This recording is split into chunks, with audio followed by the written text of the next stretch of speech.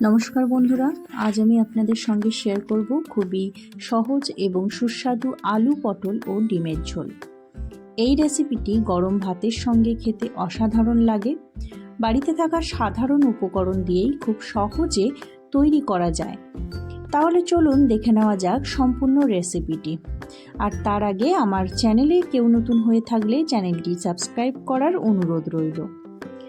প্রথমে ডিমগুলোকে আমি নিয়ে ডিমের মধ্যে জল দিয়ে দিলাম। ডিমের মধ্যে জল দেওয়ার পরে সেই পাত্রটি নিয়ে আমি গ্যাসের চুলায় দিয়ে দিলাম।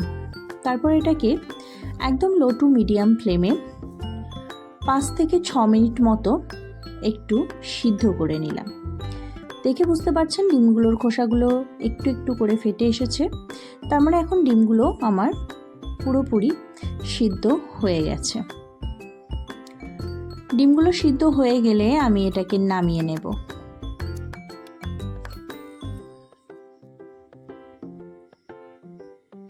আপনারা চাইলে প্রেসার কুকারেও ডিম সিদ্ধ করতে পারেন।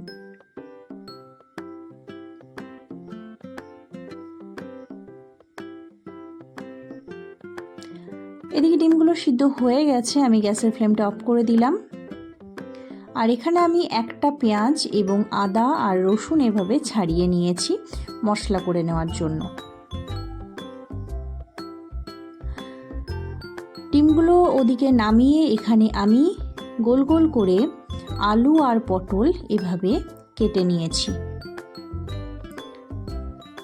একদম ডুমু সাইজের আলুগুলো কেটেছি এবং সেরকমই ডুমু করে গোল করে পটলগুলো কাটার চেষ্টা করেছি। তবে আপনারা যে কোনো সাইজ বা যে কোনোভাবে আলু পটল কেটে নিতে পারেন।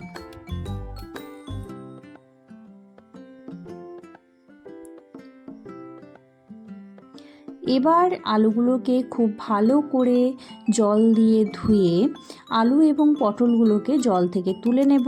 তো প্রথমে অবশ্যই আমি পটলগুলোকে আলাদা করে নিচ্ছি এবং আলুগুলোকে এখন আমি একটু জলেই রাখবো।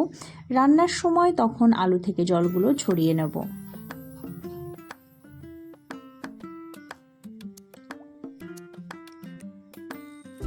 এই পটলগুলোর মধ্যে এখন আমি পরিমাণ মতো নুন আর হলুদ মাখিয়ে রেখে দেব। নুন আর হলুদ মাখিয়ে রেখে দিলে পটল থেকে অনেকটা পরিমাণে জল বেরিয়ে যায় এবং এটা ভাজতে সুবিধা হয় আর খুব তাড়াতাড়িও ভাজা হয়ে যায় এবং এর স্বাদটাও ভালো আসে। পরিমাণ মতো নুন আর হলুদ দিয়ে দিয়েছি। এবার নুন আর হলুদের সাথে কেটে রাখা পটলগুলোকে খুব ভালো করে আমি মাখিয়ে একটু 5 মিনিট মতো রেস্টে রেখে দেব।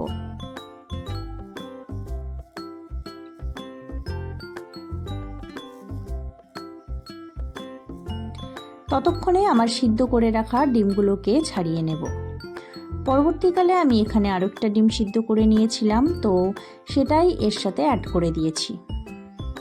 ডিম অবশ্যই আপনাদের পরিবারের সদস্য সংখ্যা অনুযায়ী মেপে নেবেন। ডিমগুলোকে এবার খুব ভালো করে খোসাগুলোকে ছাড়িয়ে নিতে হবে।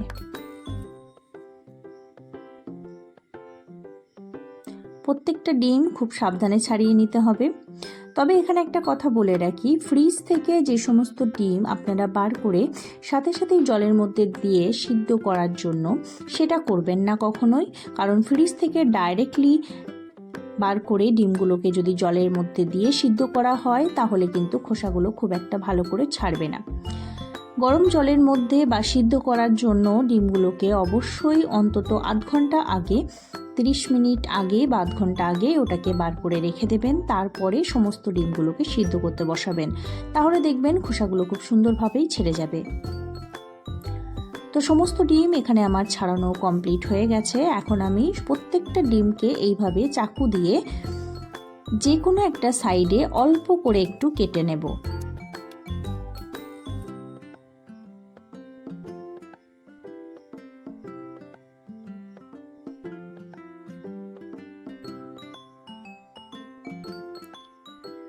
সমস্ত ডিম আমার কাটা কমপ্লিট হয়ে গেছে। এবার আমি এই ডিমগুলোর মধ্যেও পরিমাণ মতো একটু নুন দিয়ে নিচ্ছি, নুন আর হলুদ।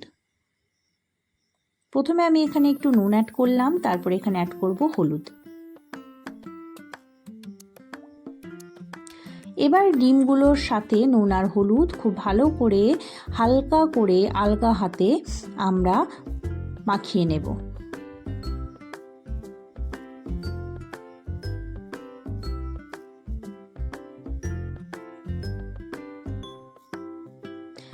এবার আমি এখানে গ্যাসে চাপিয়ে দিয়েছি কড়াই এবং কড়াইয়ে দিয়ে দিয়েছিলাম পরিমাণ মতো তেল। সেই তেলটা গরম হতে দিয়েছিলাম এবং গরম হয়ে গেলেই আমি এখানে একে একে নুন হলুদ মাখিয়ে রাখা ডিমগুলোকে তেলের মধ্যে দিয়ে ভালো করে গোল্ডেন ব্রাউন করে ভেজে নেব।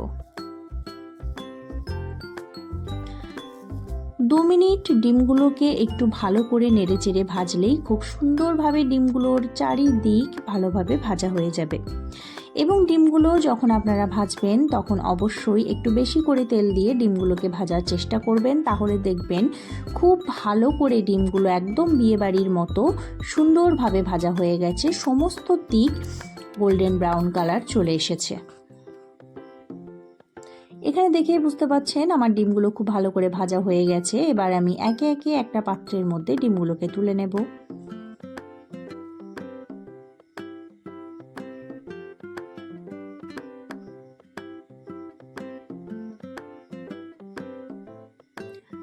এখানে আমার সমস্ত ভাজা ডিমগুলো কড়াই থেকে তুলে নেওয়া হয়ে গেছে। এবারে ওই একই তেলের মধ্যে আমার নুন হলুদ মাখিয়ে রাখা পটলগুলোকে দিয়ে দেব এবং এগুলোকেও খুব ভালো করে গোল্ডেন ব্রাউন কালার হওয়া পর্যন্ত ভেজে নিতে হবে।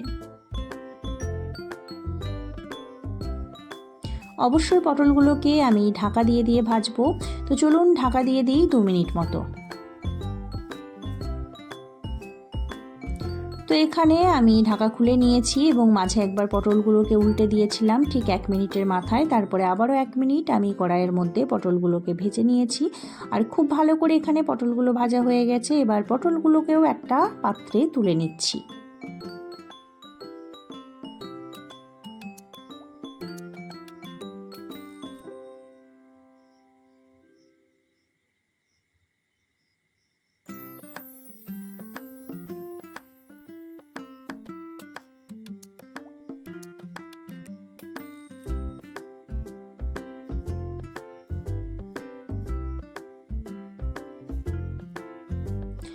একটু হালকা হাতে টিপে টিপে পটলগুলোকে তুলে নিয়েছি, যাতে পটলে এক্সট্রা যে তেলটা আছে সেটা একটু ঝরিয়ে নেওয়া যায়। এবার আমি আবারও ওই একই তেলের মধ্যে পরিমাণ মতো দিয়ে দিচ্ছি হিং, সামান্য একদম 1 চিমটি মতো।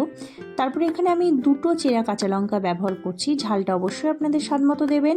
তারপরে এখানে আমি ব্যবহার করছি 1 চিমটি মতো 5 ফোড়ন বা চা চামচের 1 চামচ 5 ফোড়ন আপনারা অ্যাড করতে পারেন।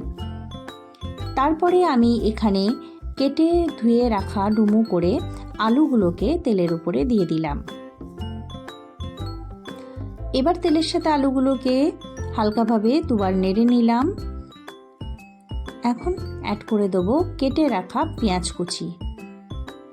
পেঁয়াজগুলোকে আগে থেকেই খুব ভালো করে কুচি করে কেটে রেখে দিয়েছিলাম এবং সেই কেটে রাখা পেঁয়াজ কুচিগুলোই ডিমের মধ্যে এখন অ্যাড করে দিলাম, আলুর মধ্যে অ্যাড করে দিলাম। আলু আর পেঁয়াজ এখন আমরা একসাথেই গোল্ডেন ব্রাউন করে ভেজে নেব। একটু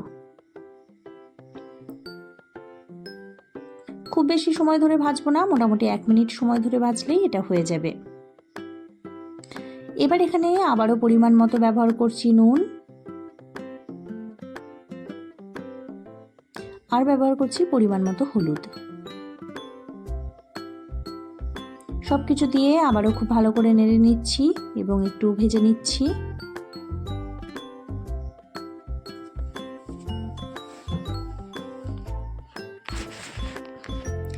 এখন দিয়ে দিচ্ছি 1 চামচ আদা রসুন বাটা।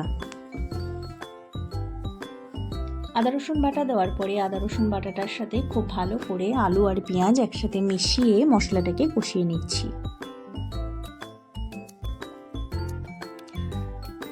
এবার অ্যাড করে দেবো জিরে ধনে গুঁড়ো। এটা আমার ঘরের তৈরি জিরে ধনে গুঁড়ো। আপনারা যদি জানতে চান ঘরে কিভাবে খুব সহজে জিরে ধনে গুঁড়ো তৈরি করে নেবেন, তাহলে আমাকে কমেন্টে জানাবেন, আমি নিশ্চয়ই আপনাদের সাথে শেয়ার করব।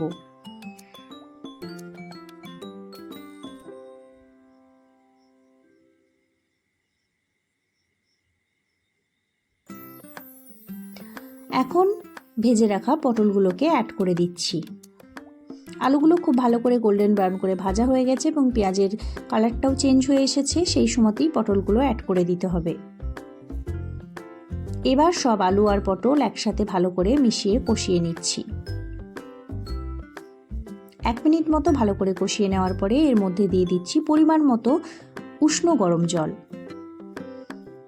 এদিকে রান্না হতে হতে ওদিকে আমি উষ্ণ গরম জল বসিয়ে দিয়েছিলাম এবং সেই জলটাই এখন এর মধ্যে দিয়ে দিলাম। এবার এটাকে 2 থেকে 3 মিনিট ঢাকা দিয়ে রেখে দেব।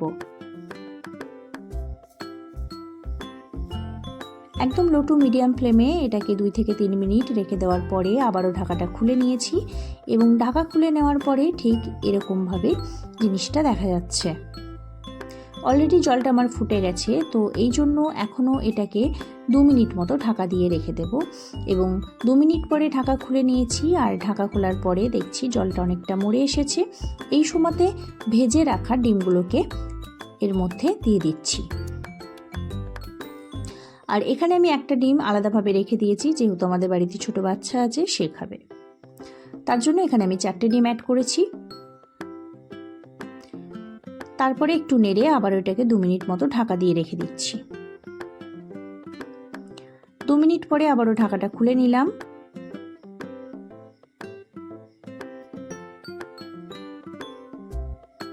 এখানে আমার ঝোলটা অলরেডি ফুটছে।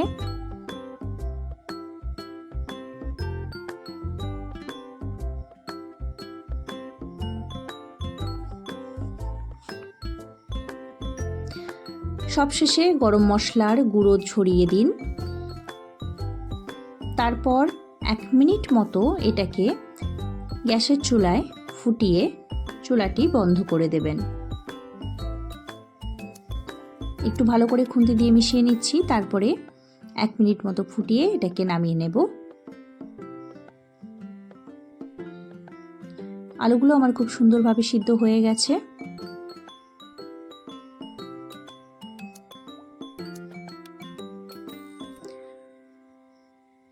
তো এবার গ্যাসের ফ্লেমটা অফ করে দিলাম। দেখুন তৈরি হয়ে গেছে দারুণ মজাদার আলু পটল দিয়ে ডিমের ঝোল। গরম ভাতের সঙ্গে পরিবেশন করুন এবং পরিবারের সবাইকে নিয়ে উপভোগ করুন।